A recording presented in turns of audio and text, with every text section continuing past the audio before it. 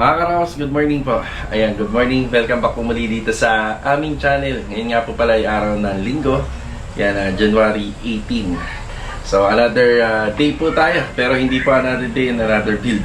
So, bali, ito, update lang tayo. May magpapa-ocular ngayong araw po. Tapos, meron akong bagong pinagkakabalan niya. Pero simple lang na nakakatanggal naman po ng stress. Malaking tulong po para kahit pa paano pag-uwi natin sa galing trabaho dito sa bahay, meron po tayong ibang pinagkakaabalahan.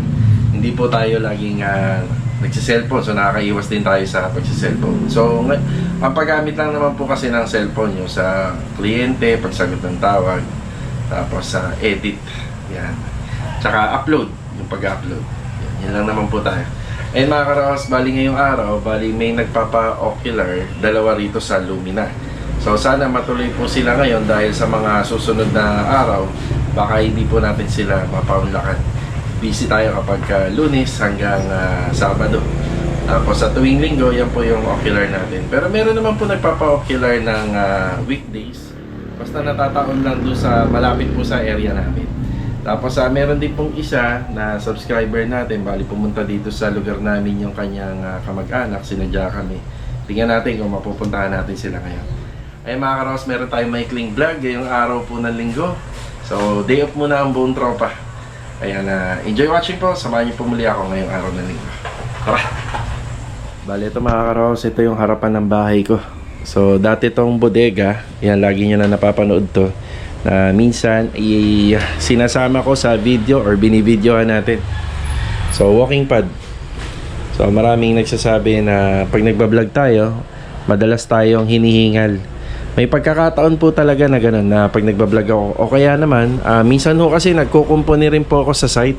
May mga inaayos din ako. Siyempre, pag hawak natin ng camera, pag vlog natin, talagang medyo hinihingal tayo. Or di naman kaya, may mga pagkakataon din na kapag nagbablog tayo, hindi pa tayo ready. Kapos tayo sa hininga. So, ayan. Pero malaki ang tulong nito. Walking pad. Ginagamit natin dito. So, pinaluwag ko na po to, pero ito, nagdagdag na naman ako ng mapagkakaabalahan po rito. So, ito nga po pala, bumili tayo ng aquarium. Ano lang po to, 10 gallons. Yan, nalagyan ko na po siya ng isda, ng alaga. Kaso nga lang, napansin ko, parang hindi yata normal ang kanilang pagtira dito.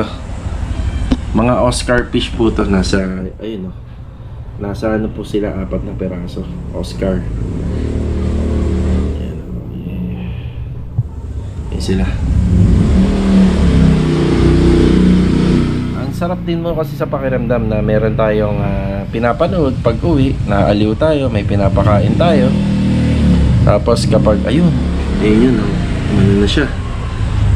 Nagtatago po sila rito eh. Kanina pa sila ganyan, pero kahapon masigla. So sana naman mabuhay sila, no? Mabuhay po sila rito sa aquarium. Ayan. Ayun sila, naglalabasan na. Ayan o, ang cute nila. Tapos sa betta fish, yan, meron din tayo rito. Ayan o. Ayan yung betta fish natin.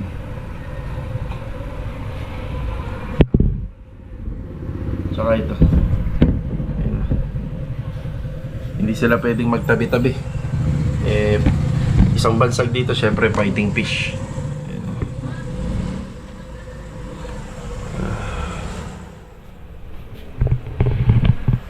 Bala ko sana arwana. Yun nga lang, yung arwana kasi masyado pong mahal yun. Para ho tayong nagtapon ng pera kapag ka namatay. Pero maganda naman. So itong mga Oscar fish, may pagkakataon to na lumaki pa. Nakasing laki ng palad ko. Kaya baka mag-upgrade tayo ng aquarium, katagalan, pagka napalaki natin sila at nabuhay po sila. Yan, kahapon lang po kami nakapaglagay ng isda. So, yung 3 araw, yung tubig na to, trinit naman natin to. May treatment to, bali anti-chlorine, naglagay tayo. Ayan, sana mabuhay po sila. Yan. Tapos, ito nga po palang table na to, bali itong lamesa na to, galing to sa loob. Medyo hindi kasi matibay yung ganito para sa ganito kabigat na. Baka bumigay.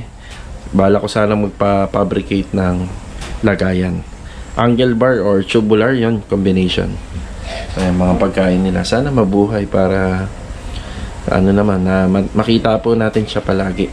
Yan, bibidyohan natin palagi yan. Yan, tuwing linggo, syempre, ito, organized, nag-aasikaso ako rito sa loob ng bahay. Yan. Linis. Yan.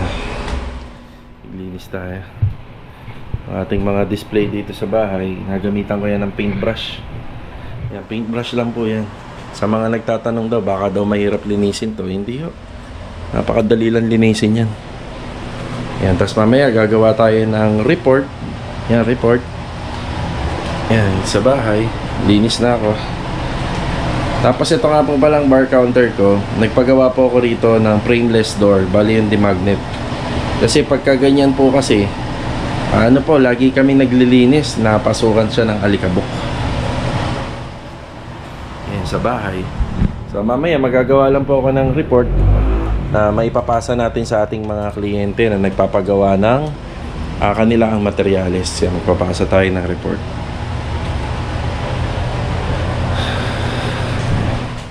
Ilaw natin sa gitna. Ayan. Tagal na rin to. Ilang taon na sa atin to. Wala pa napupunde rito. Tapos itong aircon, baka magpalinis po tayo sa mga susunod na araw. Aircon cleaning, medyo matagal na rin. Pagka araw-araw gamit, within 6 months. Pagka bihira naman pong binubuksan ng aircon, tumatagal din po siya ng 8 months to 10 months bago ka magpa-aircon cleaning. Yan, charge muna ng mga gamit. So, ang unang ocular natin is 10 a.m. Then, may ocular din tayo ng 12 noon at saka 2 p.m. Ayan na.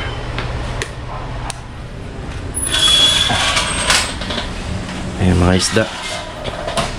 Sana mabuhay sila. Maganda pa naman yung tindig nila eh. May ganyan din palang ilaw eh. Maganda pa yung tindig nila. Pero pagka tumatabingi daw yan, ibig sabihin may sakit. Ayan daw. Or nai-stress. Ayan, nai-stress sila. Ayan, pumasok sila dun oh. Ayan oh, pumasok sila. So kahapon, masaya yan sila dito, nakakapaglaro-laro. Ewan ko lang bakit ngayong umaga. Ayan yung pagkain nila oh. Hindi pa nagagalaw. Sana mabuhay. Maganda pa naman siya oh. Ayan. 4 na piraso po yan. Ganito nakahaba oh.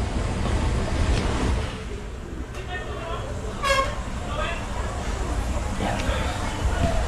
Beta fish. Cute oh. Ang ganda, makulay. Buhay na buhay yung buntot. Yan oh. Ito yung isa oh.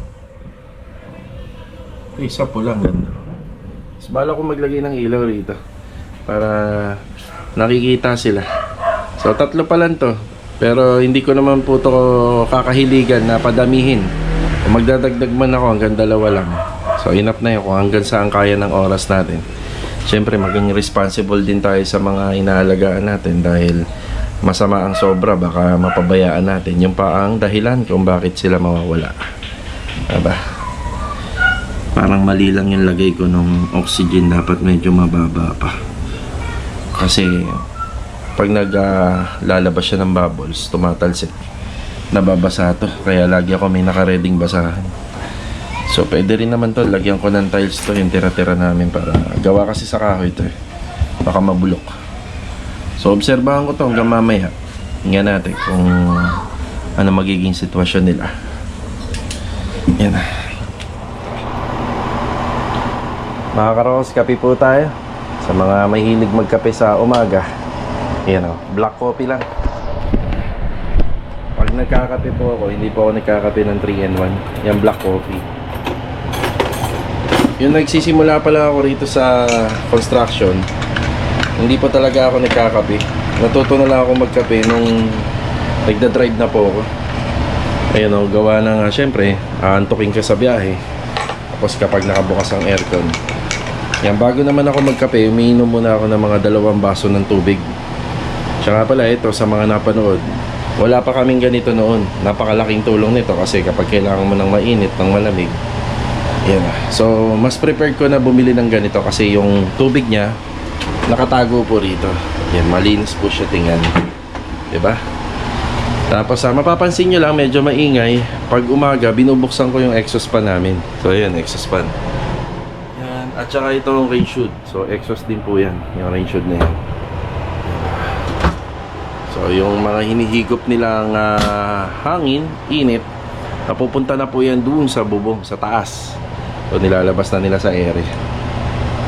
Mga ano lang naman po, mga 30 minutes lang. Kasi bihira ko po yung gamitin para kahit papano nagagamit naman. So, ang purpose niyan, pagka umaga, at least yung bahay mo nakakasingaw. Kasi tingnan nyo naman dito, walang bintana. So, sa mga nagtatanong, nagko-comment, wag na po kayong magtaka kasi nga row house. Tapos yung mga bahay sa subdivision, walang mga setback. Kaya wala pong ventilation yan. Pero magagawa ng paraan, di ba? Kahit yung TNB, yan, meron niyang exhaust. Yan, wala na kasing window. Pero magagawa naman ng paraan. Malaking tulong yan, exhaust fan. Ang kaibahan lang naman po kasi ng exhaust fan, gumagastos ka sa electricity, di ba? So sa window kasi, buksan mo lang yon. Yan, at least kahit pa paano, okay na. Yan, magkakape muna tayo mga karonas kape. Kasi yun yung mga report natin.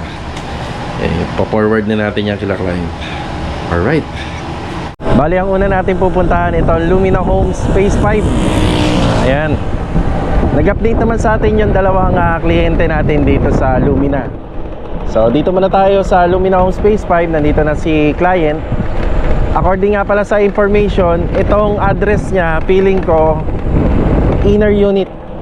Yan, kahilera ng dati nating ginawa. Yung mga bahay dito sa Lumina Homes Phase 5, bali up and down. So hanggang ngayon naman po tumatanggap kami dito. Hanggang ngayon meron pa rin po nag-e-inquire at nagpapagawa. Opya. Pero priority na rin na medyo kahit paano lumalabas-labas na rin. Kasi dito sa Lumina, halos pare-pareha yung bahay. May mga nakapag-comment ka na parang halos pare-pareha yung gawa. Kasi syempre, halos ganun na rin naman po paulit-ulit yung mga bahay na tinatanggap natin dito. Kaya may mga similarity. Ayun. Okay, tahan ko muna si client. Tapos si client natin sa Lumina Homes Phase 4, doon naman puro row house ang bahay. Bali, ano na po sila, on the way na. Eto, si sir. Morning sir. Morning po. So, ayan si client. So, mag-isa lang po siyang nakipagkita sa akin. So, ito yung kondisyon ng harapan ng bahay. Malilim dahil may puno ng alateris. Ang una nating tinitingnan dito is yung sa location. So, alam nyo na yan. So, meron lang siyang tambak dito. Kung sakaling ipapagawa niya, syempre masasama sa costing niya. Pero yung mga materyales sa kapitbahay naman, kapag natuloy niyang pinagawa to, talagang matatanggal naman po yan. Malilinis. Okay, tinitingnan natin yung sa damage muna. Bali, incomplete lahat ng wiring. So, automatic to, general rewiring. So, wala tayong nakikita kahit sa kisame, wala. Tapos, yung pinaka-leak ng slab. Ayan. Kapag nagpapakonstruct kayo ng back extension, tapos yung setup niya ay sa slab, yan, magagamot po yan. Kakayanin po siyang maayos. Pero kapag bubong yung pinagawa rito, talagang tutuunan ng pansin to at gastos. Sumunod is yung leak ng bubong. Ayun, sa taas. Ayan. May nakita na rin po tayong mga kinakalawang na. Ito. So pag ganito na yung kondisyon, ibig sabihin po is malala na po yung ano niya, baka may butas na malaki. Yan. So yan yung mga tinitingnan po natin. Yan o. Tapos sa turnover, wala sa 60 cm to. Baka magdagdag po ng ano rito, ng trusses. Kasi pagka ganyang kaluwag, inapakan mo yung bubong, kahit medyo matigas, baka lumundo. So sa condition naman ng extension niya, wala naman tambak, so okay to. Kapag ginawa po natin yan, halos maayos natin mata-turnover, so walang masyadong gasto sa hauling. Yan, okay na po tayo rito. Yun lang po yung mga nakita natin. Yan, maraming salamat sa araw na to sa pag-invite ni client. Yan ang nagpa-ocular. Bali yung renovation is hindi siya full renovation, parang mga slight renovation lang na maaari po niyang ipagawa rito. Ang pinakamahalaga po is yung back extension. Yan, syempre kailangan to dahil pagka tumuloy sila rito, at least may privacy na. Tapos yung sa harap is yung flooring lang. Gusto nilang balagyan ng flooring. So yan po yung ocular natin kila client. At salamat kay client. Pwede ba kita sama sa vlog? Picture tayo? Picture lang. Oh, picture. Ayan na. 1, 2, 3. Isa pa, sir. 1, 2, 3. Yeah. Bago ako mag-vlog mga ka-row house, ang market ko is nagpo-post po ako sa page. Ayan. Meron 3 page dito sa Lumina. Sikat na yon. Ako lahat nag-create nun. Ngayon, napabayaan ko na yung gawa ng, syempre, marami na rin tayong ginagawa. Iba na rin po yung admin ng mga page. So, may mga ilan na nag-e-inquire dito na dun tayo nakilala. Pero halos lahat, nakilala tayo sa pagbablog. Kaya napakalaking tulong din ng pagmamarket ng nakukuha natin sa vlogging. Kasi dun po nila nakikita yung mga gawa nila. Yun na rin yung ating marketing. So, halos lahat na nagpapagawa. So, sa vlog po nag-i-inquire dito sa ating YouTube channel or kaya dito sa ating Facebook. Okay mga ka-row, on the way na yung isang client natin sa Phase 4. Yan, yun naman yung kasunod. Yan na. Let's go, ang ganda ng umaga natin. So okay lang sa akin na hindi magpahinga ngayon linggo. Kasi mas nahihirapan ako kapag sumasabay po ang trabaho, ocular, tapos minsan pasahod pa pag weekdays. Yan, nag-enjoy naman tayo. Ang mahalaga, masaya tayo sa mga ginagawa natin, di ba? After break time, yan, kakapananghalian lang natin. So wala nga pala tayong break time kasi walang trabaho. Wala tayong pasok ngayon. So gagamitin ko ulit si e-bike. Pupunta tayo kay Master Batang. Yun yung aquarium natin. Humingi ako sa kanya ng kapirasong salamin para may pang-cover natin sa ibabaw. Pwede po kasing pumasok ang pusa rito. At pwede niya sungkitin yung mga isda natin. So kawawa naman. Yan. Tara, kila Master Batang tayo saglit. Tapos balita ko, nandito na daw sa Tansa Cavite yung isang client natin sa Phase 4. Yan na. Tara. Yeah.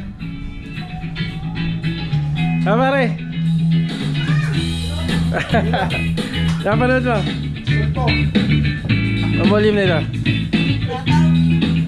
Shoutout! Boom! Shoutout! Boom!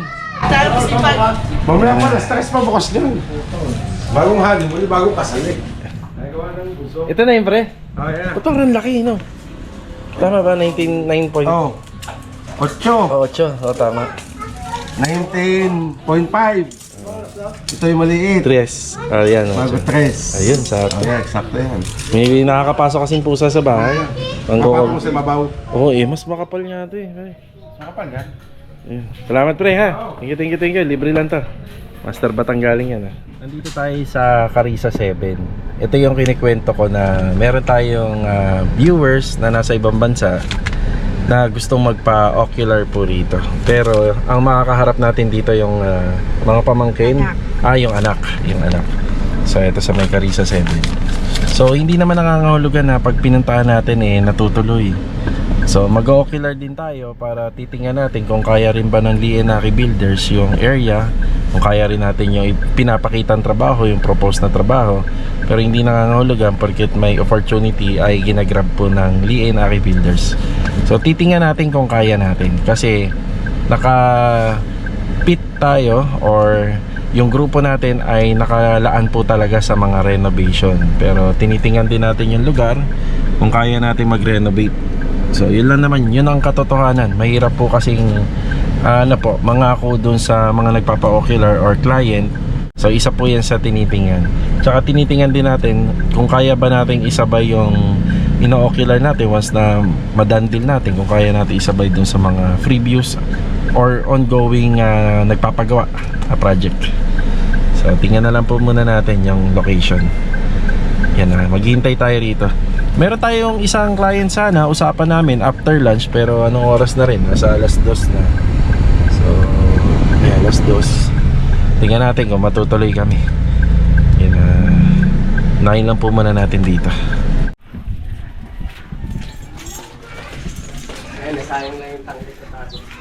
Sabi ko na nga ba, yan yan, Joy eh.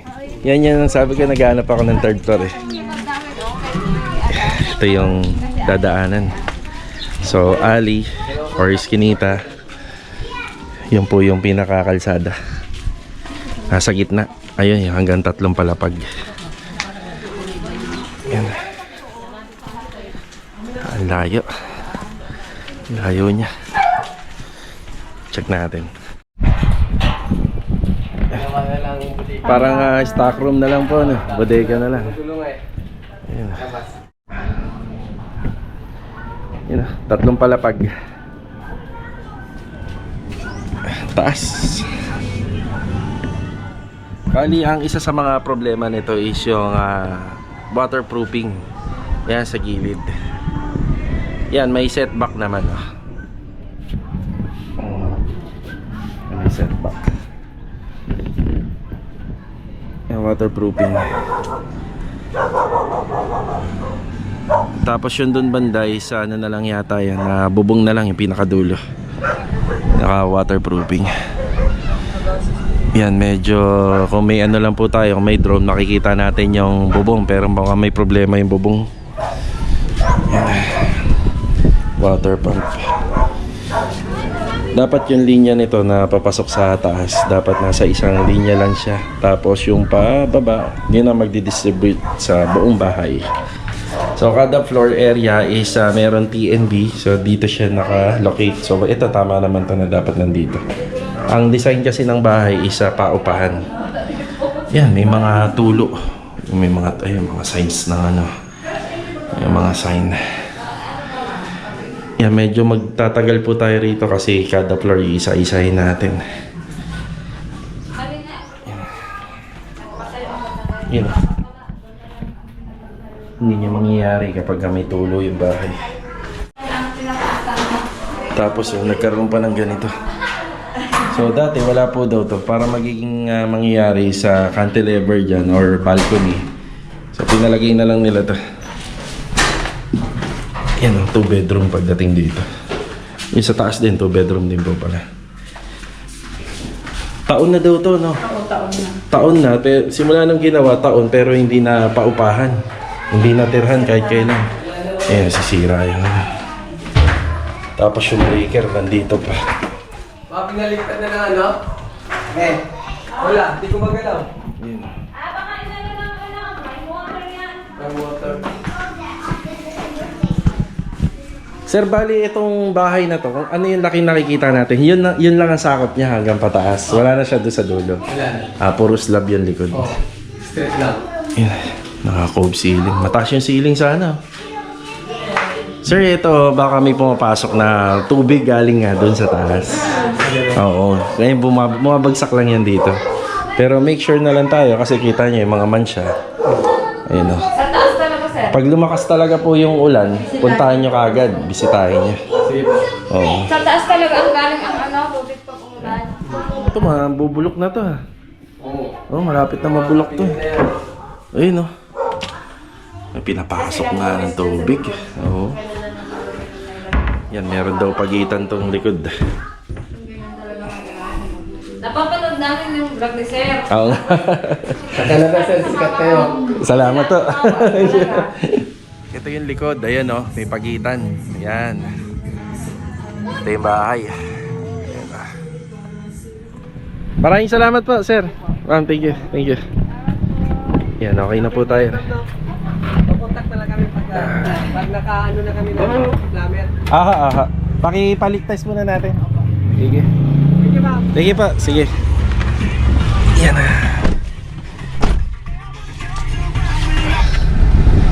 Grabe yung bahay na yun. Ang daming damage. Nakakaawa rin eh. Mas mapapagastos pa sila sa repair. Kaysa doon sa mismo Oo. nakagawa ng bahay. Yan, bali kukontakin po natin yung sa Facebook. Tingnan natin kung available pa po sila kasi anong oras na rin. Yan, bago matapos yung vlog. Sabi ko sa intro, maikli lang yung vlog ko eh, pero parang mahaba na. Dahil doon, medyo nagtagal po doon. Hindi ko na po nga pala binidyoan yung buong bahay ko. Ano yung nakita nyo doon sa third floor parang ganun din pababa. Pero may mga ilang detalye akong nakita na talagang mali, pero hindi na natin po sinama sa vlog. Okay, ito yung isang unit na i-ocular natin. Bali pang last na po to dito sa phase 4. Yun o, end lot to. Ayan, sila na po to malamang. Doon tayo, doon ako magpapark. Wala naman nakatira rito. Okay.